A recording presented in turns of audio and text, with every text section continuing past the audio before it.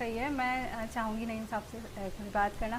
جیسے آپ نے بھی کہا کہ گاڑی تو ہے لیکن انجن نہیں ہے, تو وہ انجن کہاں سے آئے گا؟ اور یہ جو مسائل ہمارے ہیں بیسک, ان کا حل آخر کیسے نکلے گا اور کب نکلے گا؟ کیونکہ ہم تو یقیناً آپ سبھی کئی سالوں سے یہ ساری چیزیں دیکھ رہے ہیں. ہم بچپن سے لے کے اب تک کافی سال گزر چکے ہیں یہی ساری چیزیں دیکھتے ہوئے کہ گاڑی ہے مگر کبھی انجن نہیں ہے, کبھی ڈرائیور نہیں ہے, تو آخر یہ انجن اور ڈرائیور کب آئیں گے؟ دیکھیں, اونرشپ لینے کی ضرورت ہے. جب تک آپ آن نہیں کریں گے, آپ اپنے گھر کو آن کرتے ہیں نا, میں اپنے گھر کو آن کرتا ہوں تو اگر کوئی بھی ڈسٹ پڑی ہوئی ہوتی ہے یا کوئی ایسی چیز ہوتی ہے تو میں خود ہی اٹھا کر اس کو صاف کر دیتا ہوں. اور دن بدن میں اپنے گھر کو گریجولی اچھے سے اچھا کرنا چاہتا ہوں.